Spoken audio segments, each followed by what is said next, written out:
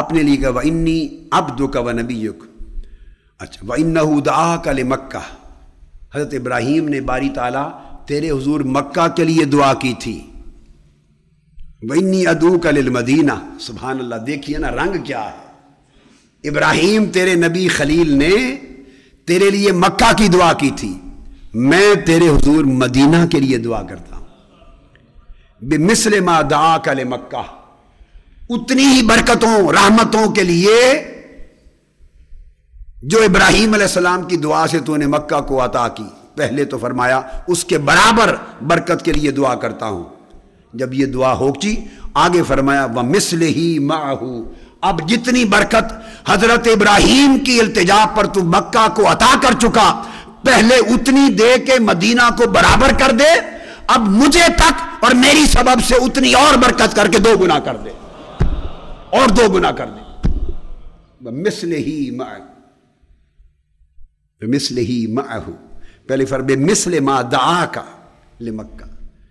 پہلے ابراہیم علیہ السلام کی دعا سے جتنی برکت دی اتنی دے دے، برابر کر دے، اور اب فضیلت کے لیے وَمِثْلِهِ مَعَهُ، اور اب اتنی اور مزید کر دے، 2 گنا کر دے مدینہ، میرے مدینہ کی برکت.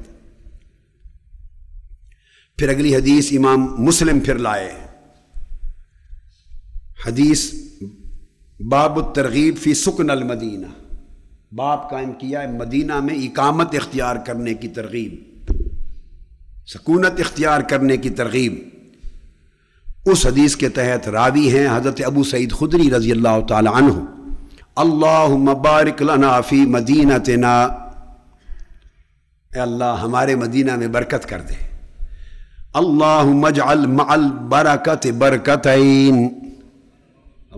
اے اللہ جو برکت مکہ کے لیے ہے اتنی برکت رکھ دے، اور پھر اس برکت کے ساتھ 2 گنا 2 برکتیں اور عطا کر دے.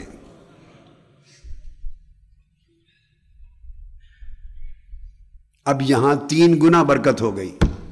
اب دیکھیے اجعل مع البرکت برکتین. ایک برکت تو وہ دے جو مکہ کو دی، ایک برکت وہ دے جو مکہ کو دی، برابر ہو گئی. ایک برکت مکہ کی اتنی مدینہ کی، تو یہ ہو گئی البرکہ. اور فرمایا اجعل مع البرکت برکتین، مزید 2 گنا برکتیں اور عطا کر، یعنی میرے مدینہ کو 3 گنا برکتیں دے، مکہ پر 3 گنا برکتیں دے. پھر اگلی حدیث، پھر اس میں زہیر بن حرب کے طریق سے امام مسلم روایت کرتے ہیں عن ابی سعید الخدری رضی اللہ تعالی عنہ ان رسول اللہ صلی اللہ علیہ وآلہ وسلم قال اللہم بارک لنا فی مدنا وساعنا واجعل مع البرکت برکتین. اگر فرماتے ہیں نا واجعل لہا برکتین، واجعل لہا برکتین، واجعل للمدینۃ برکتین، تو پھر مکہ کے مقابلے میں اس حدیث سے 2 برکتیں 2 گنا ہوتی. یہاں فرمایا واجعل مع البرکت، جو برکت اس کے برابر کر دی ہے اس کے ساتھ 2 گنا برکتیں اور دے. اب اس کے بعد امام مسلم نے پھر باب قائم کیا ہے کہ مدینہ میں ایمان کی حفاظت کیوں ہوگی. اب انہوں نے بھی ترجمۃ الباب قائم کیا. دونوں اماموں کا عقیدہ دیکھی، امامین کا، امام بخاری اور امام مسلم، کتاب الحج. اور امام مسلم بھی ترجمۃ الباب لا رہے ہیں، باب فضل ما بین قبرہ و منبرہ. آقا علیہ السلام کی قبر انور اور آقا کے منبر مبارک کے درمیان کی جگہ کی فضیلت. ترجمۃ الباب عنوان یہ ہے. کوئی پوچھے ان امامین شریفین سے کہ حدیث الباب تو بیت کے نام سے آ رہی ہے، ما بین بیتی و منبری، آپ قبر کو کیوں لا رہے ہیں؟ اب پوچھنا چاہیے نا ان کو، قبروں سے اٹھ کے پوچھنا چاہیے ان کو کہ بات تو ہو رہی ہے ما بین بیتی و منبری، آپ بلا وجہ قبر کا نام کیوں لا رہے ہیں؟ ہم تو قبروں کو مانتے نہیں ہیں. کیا امام بخاری امام مسلم اہل القبور تھے؟ کیا وہ قبوریین تھے؟ امام بخاری مسلم هل ہما قبوریان؟ استغفر اللہ العظیم، لا ابدا لا. پھر وہ فرماتے ہیں امام مسلم قتیبہ بن سعید ان مالک ابن انس، ان کی روایت سے ان عبداللہ بن زید المازنی رضی اللہ تعالی عنہ ان رسول اللہ صلی اللہ علیہ وآلہ وسلم قال ما بین بیتی و منبری روضۃ من ریاض الجنہ، میرے گھر اور میرے منبر کے درمیان کی جگہ جنت کا باغ ہے۔ پھر دوسری حدیث لائے حضرت عبداللہ بن زید الانصاری کی روایت سے، وہی لفظ یقول ما بین منبری و بیتی روضۃ من ریاض الجنہ۔ پھر تیسری حدیث لائے ابو ہریرہ رضی اللہ تعالیٰ عنہ کی روایت سے، ما بین بیتی و منبری روضۃ من ریاض الجنہ و منبری علی حوضی۔ اب یہاں ایک اور نقطہ بیان کروں۔ جب یہ بات واضح فرما دی کہ میرے گھر سے میرے منبر تک ساری جگہ روضۃ الجنہ ہے، صحیح،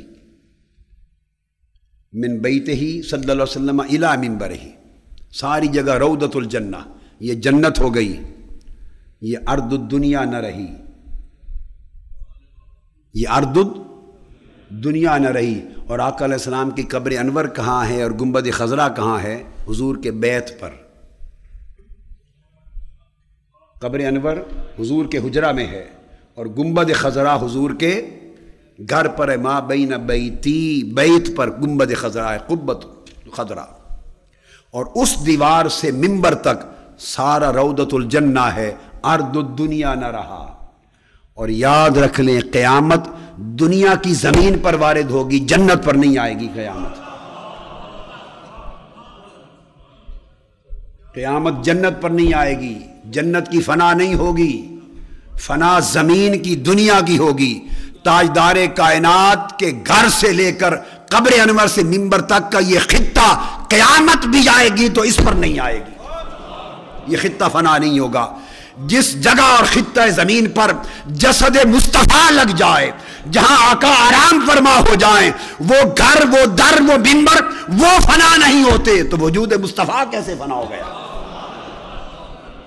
اگلا نقطہ، روضۃ الجنہ کہنے کا مطلب یہ ہے کہ لوگوں، یہ خطہ ارض الدنیا نہیں ہے، یہ اب زمین کا خطہ نہیں رہا، یہ جنت کا ٹکڑا ہے۔ اور قیامت زمین پر آئے گی، جنت پہ نہیں آئے گی، فنا زمین پر ہوگی، جنت میں نہیں ہوگی۔ ساری دنیا برباد ہو جائے گی، فنا ہوگی، مگر روضہ رسول پر فنا نہیں ہوگی۔ تو بعض ائمہ نے بیان کیا پھر کیا ہوگا؟ تبدل الارض، فنا ہوگی، زمین بدل دی جائے گی، تو یہ تو فنا نہیں ہو سکتی، روضۃ الجنہ ہے، تو کیا ہوگا؟ تو اللہ رب العزت قیامت میں جب فنا کا وقت آئے گا تو روضہ رسول اور خطہ روضۃ الجنہ کا اور کعبۃ اللہ دونوں کو اللہ آسمان پر اٹھا لے، یہ اٹھا لیے جائیں گے، ان پر فنا نہیں ہوگی۔ تو جس دل میں حضور بسے اور حضور کی محبت بسے اور حضور کی نسبت بسے، ان قلوب کو بھی فنا نہیں ہوتی، یعنی وہ قلوب مردہ نہیں ہوتے، وہ قلوب مردہ نہیں ہوتے۔